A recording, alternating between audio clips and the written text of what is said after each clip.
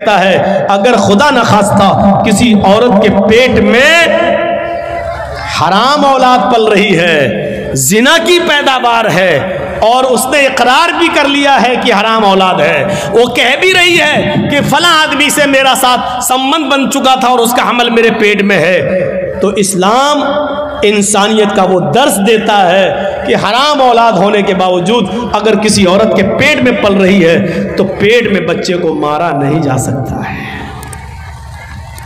अगर इस्लामी कानून कहीं है और जिनाकार की सजा पत्थरों से मार मार के मार डालना है, लेकिन अगर वहां यह पता चल जाए कि इस औरत के पेट में बच्चा है, अगरचे नाजायज है, अगरचे हराम है, तो इस्लामी मुल्क भी उस औरत को सजा नहीं दे सकता जब तक कि बच्चा पैदा ना हो जाए, क्योंकि गलती उसकी मां की है, उस बच्चे की नहीं जो पेट में पल रहा है। गौर कीजिए, इस्लाम हराम औलाद को भी मारने की इजाजत नहीं देता है। जो औरतें अपने पेट में हलाल बच्चों को गिरा देती हैं उनको अपने बारे में सोचना चाहिए। कल कयामत के दिन ये बच्चा जिसको तुमने गिराया है अपने पेट से, कयामत के दिन ये बच्चा अपने माँ की पिस्तान और अपने माँ की छातियों से लटका हुआ आएगा।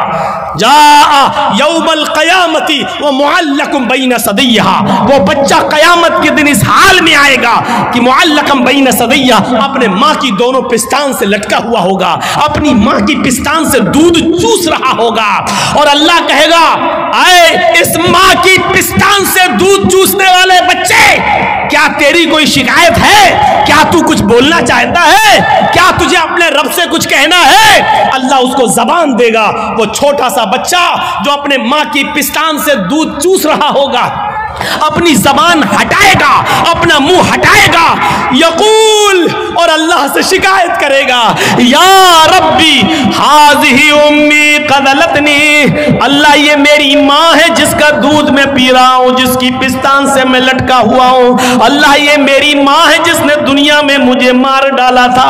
अल्लाह ये मेरी माँ है जिसने दुनिया में मुझे कत्ल कर दिया था। हाज़िही उम्मी क़तलतनी, अल्लाह ये मेरी माँ है जिसने दुनिया में मुझे मार डाला था। अल्लाह ये मेरी माँ है जिसने दुनिया में मुझे कत्ल कर डाला था। आय अल्लाह ये दुनिया में मेरी ना हुई, तू इसका मत हो, इसको भी तू जहन्नम में फेंक दे।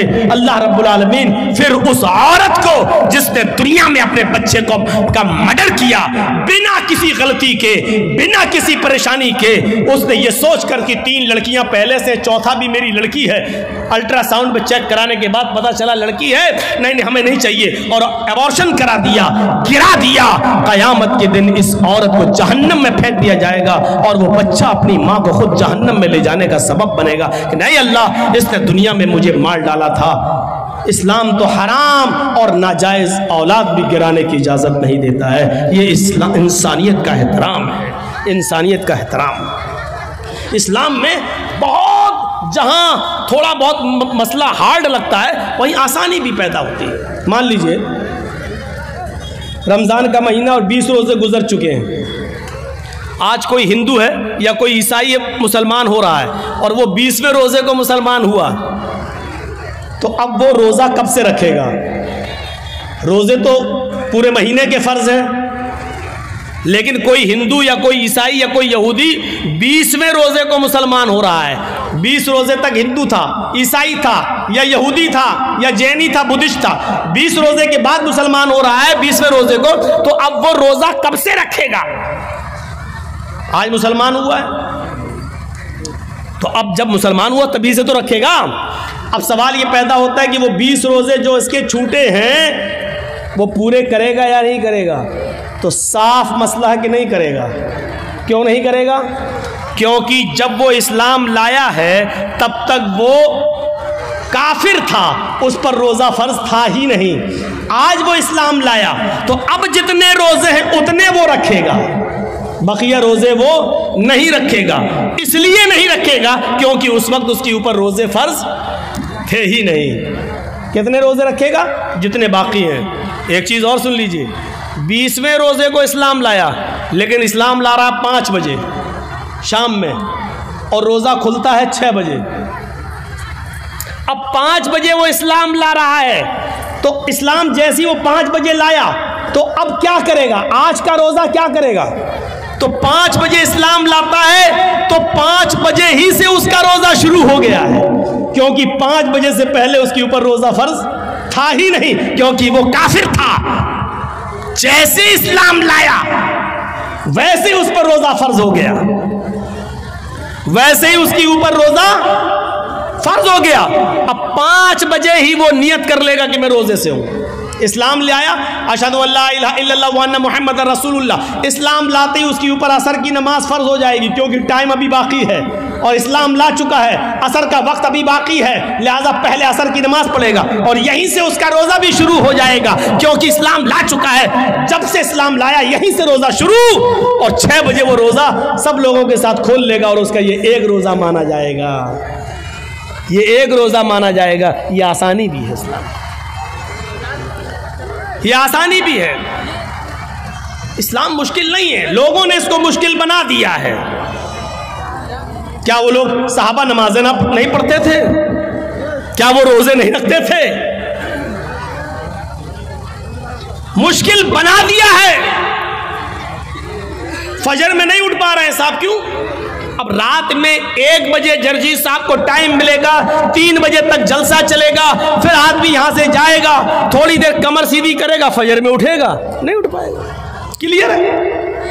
लेकिन याद रखिए, मौलाना जर्जीस का जलसा और इस जलसे में 2:30 बजे 3 बजे तक जाग लेना, और इस जाग लेने के बाद सुबह फजर की नमाज में ना आना, यह दलील नहीं है इस बात की कि आपका जलसा कामयाब हो गया है, या ये उज़्र नहीं होगा कि मैं जलसा सुनने की वजह से रात में जाग लिया इसलिए फजर में हम नहीं उठ पाए। जलसा कराना फर्ज नहीं था, फजर की नमाज पढ़ना फर्ज था।